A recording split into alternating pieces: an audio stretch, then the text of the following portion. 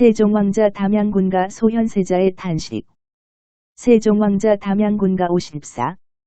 청나라에 끌려가는 척화신 이명웅3. 세종대왕의 막내 왕자가 담양군이다. 담양군과 그 후손의 이야기를 연재한다. 앞서 1627년 정묘호란 뒤 조선은 후금과 억지로 형제지국의 맹약을 맺었는데 1632년 임신년에는 후금이 국호를 청나라로 칭하고 황제로 칭하면서 조선과 군신 관계를 요구하고 세패를 상향 조정하는 한편 1636년 병자년에 이르러 속국으로 삼으려는 야욕을 드러내었다. 이에 답사를 보내기 위해 군신이 논쟁하게 되었다. 이명웅은 대략 대대로 명나라에 대한 군신의 의리와 임진왜란에 입은 은혜를 저버릴 수 없다.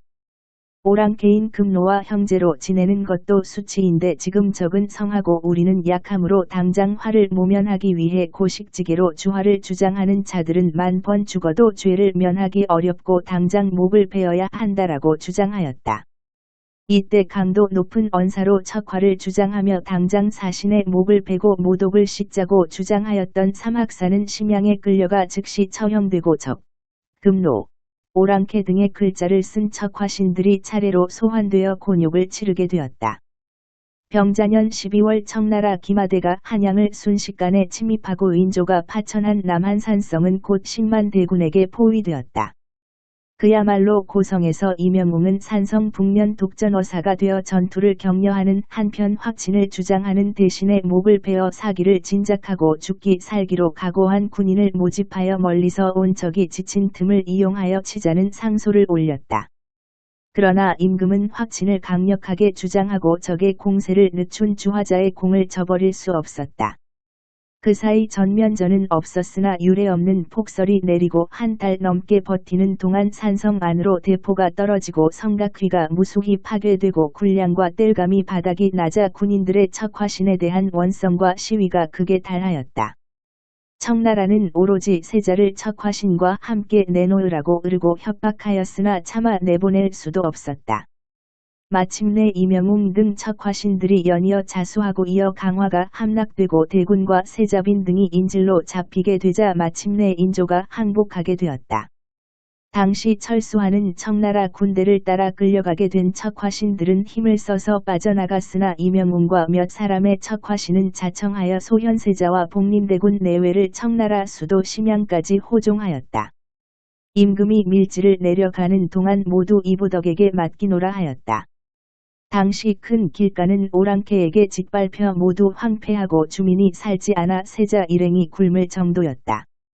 이명웅이 단기로 산속에 숨은 주민들을 찾아다니며 유시하고 이리저리 주선하여 심양에 가는 동안 행랑 주머니가 비지 않았다. 세자를 호종한 공으로 이조차미로 승진하였다. 당시 소현세자와 대군과 관리들이 힘썼으나 척화신 대표 삼학사의 처형을 막지 못하고 시신도 거두지 못하였다. 앞서 광해군이 명나라의 요청으로 대군을 파견하였는데 강홍립 장군을 따라 모두 청나라에 투항한 일이 있었다.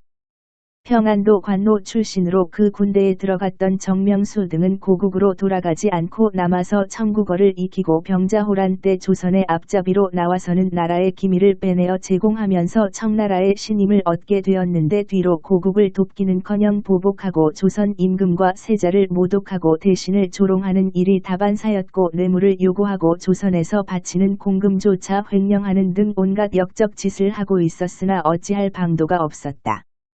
낯선 이국에서 함께 고생하고 수모를 겪는 세자와 대군과 신하들이 울분을 참지 못하고 명절이면 하사한 술을 마셨는데 조심하지 않았다는 유언비어가 임금에게 들어가서 귀국하면 하옥되어 매 맞거나 귀양을 갔다.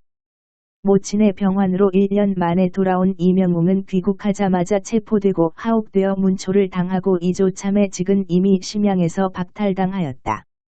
석방되면서 올린 사은 소장에 조금도 서운함을 드러내지 않고 모친을 모시게 되어 대행이라고 썼다. 1년 전 얼굴도 뵙지도 못하고 만리 생이별하였던 모친과 여산에서 상봉하고 만경을 오가며 몇 달을 휴식하였다. 1638년 무인년 임금이 공조참의로 서용하고 우부승지로 임명하였다. 전쟁으로 국가와 개인의 곳간이 바닥났는데 그해 큰 흉년까지 겹쳐 아사자가 많았으므로 민심이 흉흉하였으므로 임금에게 건의하여 고신법을 만들어 부자에게 곡식을 거두고 공명첩을 발행하였다. 또 당시 임금이 남한산성을 수축한 고 완풍군 이설을 백제 시조 온조왕 사당에 함께 향사하고 배식하길 원하여 논의케 하였으나 반대 의견을 내었다. 1639년 김유년 초 대사관 부재학에서 경상감사에 임명되었다. 모친의 병이 깊어 사의를 표하였으나 임금은 옛사람도 사보다 공이 먼저였다고 격려하며 부월을 내렸다. 이명웅은 30의 청상과부가 된 모친 곁을 특별한 일이 아니면 떠나지 않았는데 외아들이 청나라에 끌려가서 체류하는 동안 가슴 졸인 까닭에 모친의 병이 더욱 깊어졌다. 경상감사로 내려가서 얼마 지나지 않아 같이 심양에 끌려갔던 정뢰경의 처형 소식을 들었다. 소현세자가 옷을 벗어서 정뢰경을 염하면서 만일 이모가 여기에 있어서 부렸더라면 어찌 이런 일이 있었으리오? 라고 탄식하였다.